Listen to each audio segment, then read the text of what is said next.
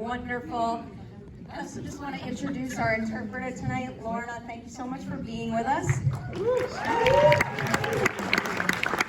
I am going to start with a big old group question for all of you. It's a question that I love asking, but in particular here, where there's just like a multitude of creative opportunities when you jump into a project like this. For each of you, when you first signed on, what single thing were you most excited to do on this movie? And then also in the end, is there anything about it that wound up being more creatively fulfilling than you ever could have imagined at the start? Sorry, because this is special for me because in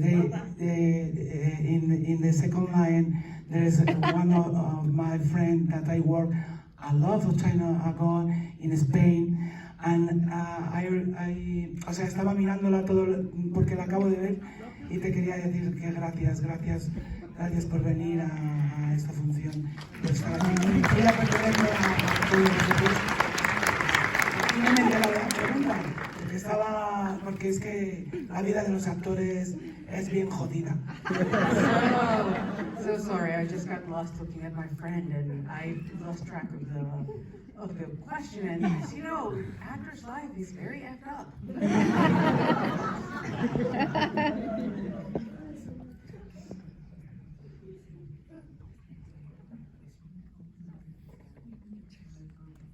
Bueno, sorry for my English, is really good, but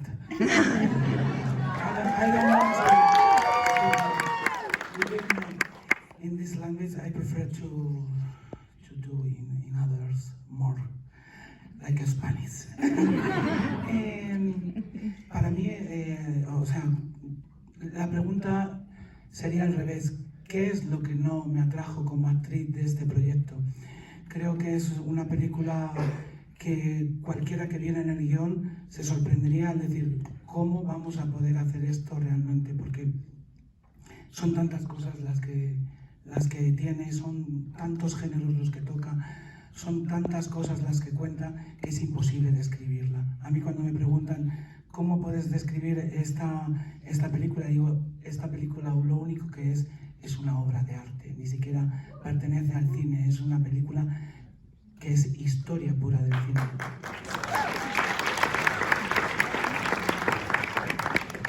I think for me the question more than what it would be instead, what was it that would not attract me from this project?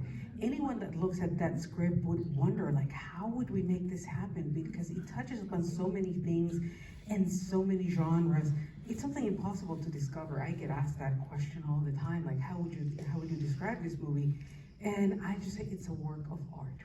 It's a work of art that transcends cinema. It's just art.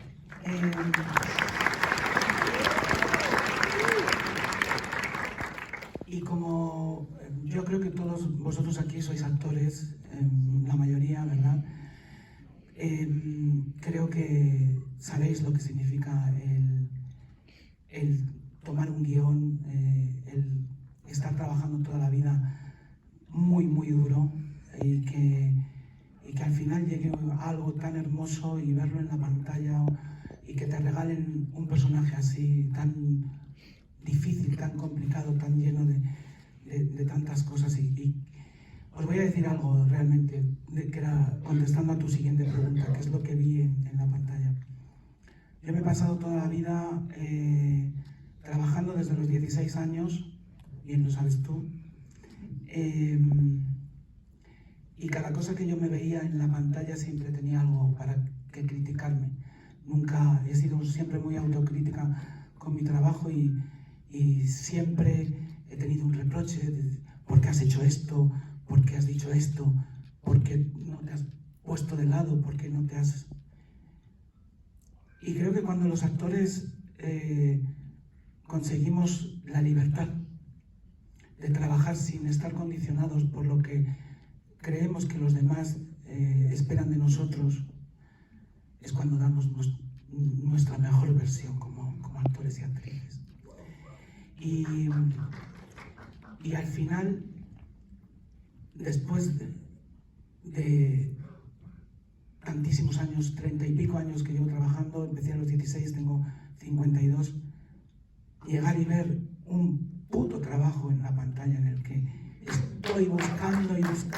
ver qué puedo encontrar de mal y no encontrar nada y decir, joder, no tengo nada malo que decirte, coño. Lo has hecho bien esta vez, es muy bueno.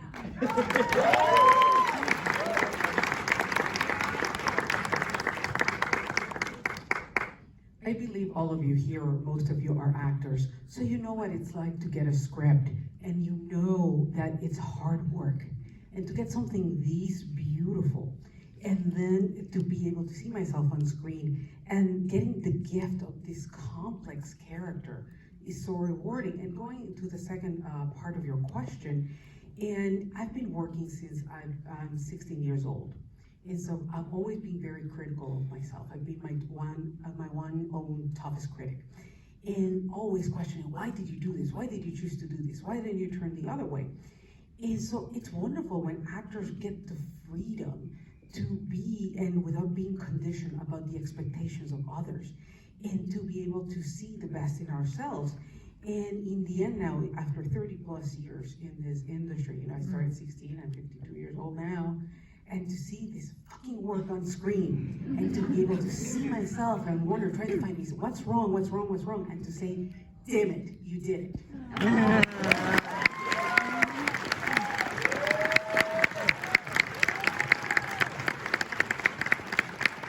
Beautiful answer.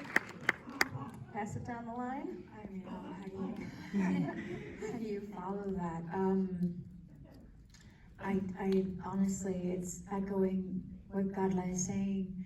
What began as an opportunity to work with an iconic filmmaker that I've loved since I was a teenager. I would like smoke a joint back then. I don't do anymore.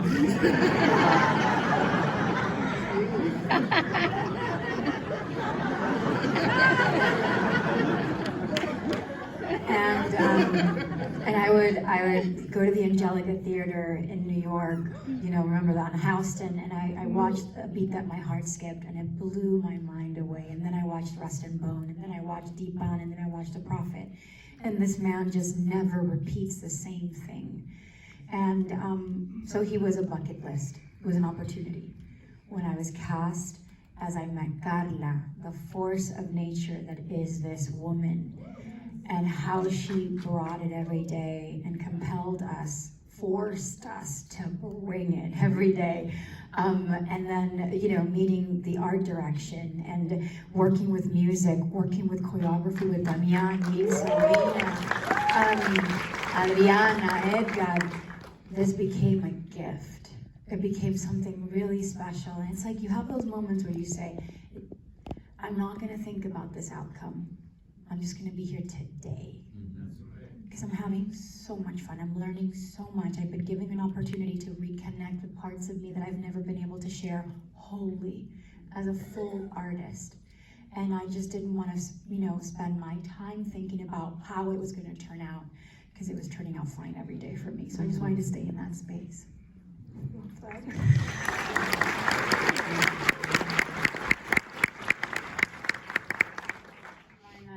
Yes, you are. Okay, please don't kill me. I've been working since 7 a.m. What was the question? She speaks only Spanish. I said it to you before. You should be feeling like this. You have a special movie, and you should be spreading the word everywhere out there. So this feeling is very justified and should be happening. I'm sorry, please ask. Can you tell me what single thing about making this movie you were most excited about, but then also something that wound up being more creatively fulfilling than you ever could have imagined? I didn't believe that I got the part for a really long time. I just knew that, as Zoe was saying, my goal has never been to be the lead or necessarily have roles come to me. The ones that I tend to chase are the ones that people definitely do not see me in. And I don't get a lot of those scripts, so I was eager and so excited to work with someone with a great filmmaker like Jacques, and have the opportunity to work with these incredible women. And I jumped at the opportunity. I auditioned twice for it. I gave it my all. It was one of my favorite auditions. And I let it go, and a year later, I got the phone call. Apparently Jack said he already cast me but didn't tell me. But I was beyond myself, and I was very, very grateful that he saw something in me. And he honestly helped me believe in myself as an actor a lot more than I give myself credit for. So I was very grateful. All right, Edgar, you're up.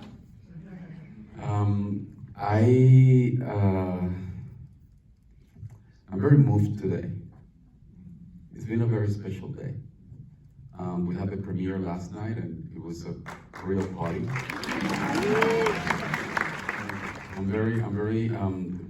think that we all, and I know I can speak on behalf of all of us, I think that we all knew when we were in Paris a year ago that we were doing something strange and special and unique and different. But to have this type of response and reaction and that the movie is being welcomed in this way with so much enthusiasm and curiosity and excitement is something that we could have never anticipated. I echo Zoe and Selena. Jacques Audiard is one of the most prolific, one of the most original directors in the history of cinema. He exercises such a pure curiosity, such a pure compassion for human nature, and for me, the opportunity to work with him is also, it was part of a bucket list, but a bucket list that I don't know, who knows? I mean, that's something that you wish, but you never know if you're gonna get it. You know, I mean, you know, as an actor, you have your dreams, right? But then you keep working, you go from one project to another, and then you just hope for the best. I mean, there's no formula. I mean, it would be nice to say, yeah, of course, it was part of my strategy. I knew that it was going to happen. Of course not. And all the actors here know that, you know, it never works that way. And to have the opportunity to be part of something so special and to support these incredible actresses in a story that ultimately is a story about freedom. That's what I think the movie's about, is the pursuit of freedom through the portrait of these 4 women trying to break free from social constraints, internal constraints, trying to regain their confidence, their agency. It's a story about emancipation, trying to become the truest version of themselves.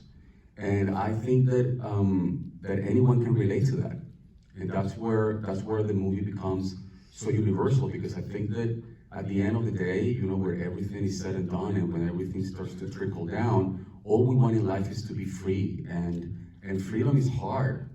Freedom is difficult, and sometimes we take it for granted. But I'm Venezuelan, so I know what I'm talking about.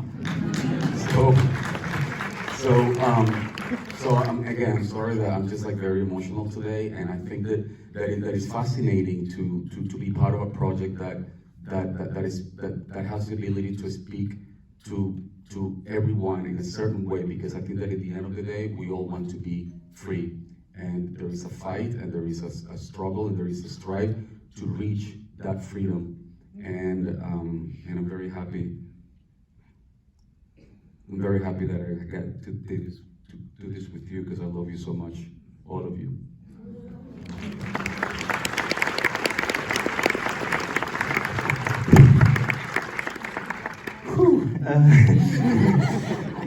What to add? For me, it started quite a long time ago, because I think I was in Mexico. It started with a weird kind of alignment of planet. I was in Mexico with a tour, got completely cancelled because of another wave of COVID. And I was saying to my partner in Mexico City, I was saying, if now a really good director could contact me to do a project, to which he had, if it could be in Mexico. And the next day, I'm not even kidding, 24 hours later, I got a message from the assistant of Jacques Audiard, who's like one of my favorite directors, saying that she wanted to meet me. And I said, absolutely, I'm just in Mexico, I'm not coming back before 1 month. And she said, well, actually, the film might be shot in Mexico, is arriving on Friday. So we met 3 days later, and I was so nervous. I had read the script. I was like, I like to repeat that, but there was no indication about anything about dance into it. It was just completely abstract. I didn't even see where that could enter because it was so condensed with the story, with the lines, with the songs, and there was not even musical part where you could just dance. It was just da da da da da. And I just remember that we arrived, he was in this room with many of the artistic crew. I was both completely terrified and at the same time so shocked by this alignment of things that I said, you need to be there. But there was this sense of, we all surrendered to the film, like literally like being in a kind of a roller coaster where you're like, and we were all crying at the end in the uploading, and it was true emotion. It was not this kind of over emotional. It was, I could feel we were all completely disarmed and moved to be part of something like this. Thank you all for sharing that. So it was just a lot of practice and a lot of trust. There were moments in which I would be in the studio with Camille and with Clément, and the notes just wouldn't come. And it wasn't just because my voice wasn't placed in the right place, my thoughts weren't. I was approaching it as myself, as a person, versus approaching this as Rita.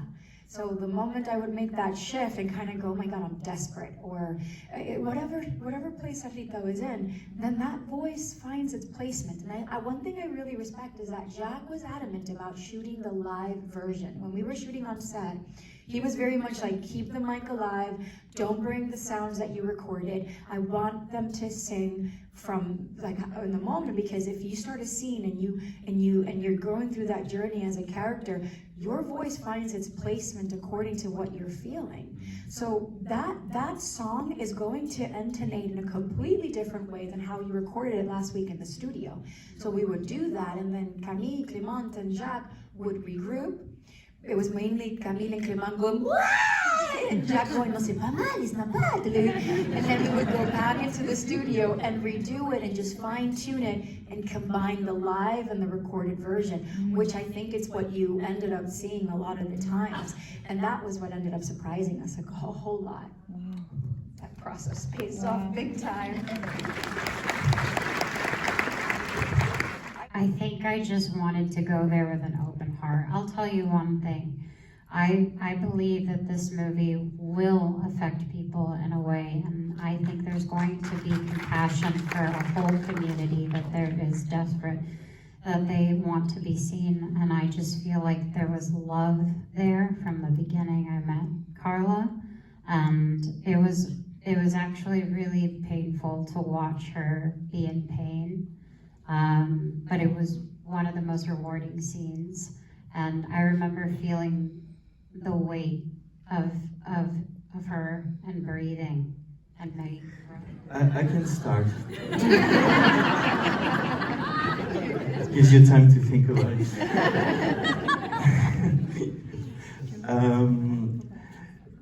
I want to say that the scene of the gala was not supposed to be a dance scene. Until 2 months before we started shooting. And I remember us being on the table with Camille, Clément, Jacques, and the assistant, etc. And at one point I was, guys, we have an incredible dancer, which is Zoe. And for the moment we have her only in the first scene, and that's her moment. And I was like, there's no way. We need to really make a moment out of a character, to also participate to develop this character. And Jack said, okay, you can try. And we changed the music to make that happen. There was one part in the first that had this kind of rap, and I thought it was so inspiring. And like words become like weapons, like kind of this rhythm was so interesting to develop choreographically. And it gave us the time for Zoe and I to grow this scene words by words. It's the most complicated thing. By the way, that was my first scene I shot on this movie as well. Awesome. Wow. Yeah. I don't know why he did that to us, but it was fun, I guess. One of the moments that was really, that stands out to me is the scene where I meet Emilia. And it's me, Zoe, and Karla. And I remember it was a day on set that I was very shy, and I remember walking onto set being so nervous to work with, Zoe, because I was such a fan, but then also having to pretend I don't know the identity of the person I love. And it was in that moment that I realized I was surrounded by two women that were going to pull the best out of me and believed that I could do it. So Karla, I will start with you, would give 150% of herself, and it just made me have to reach that point, and I could only hope to be on the level that you were on. And Zoe's level of compassion and commitment was so sweet to me. Specifically, I'll be really quick, the scene where I am being dropped off in Switzerland. I actually told Zoe something very personal that happened to me in my life where I had to leave. And she was so compassionate that the tears just felt like I was talking to someone that really saw me for me and loved me. So I don't know, I think I'll just always keep the emotions and everything that I felt as a person on this movie. I think it was really an experience I'll never forget.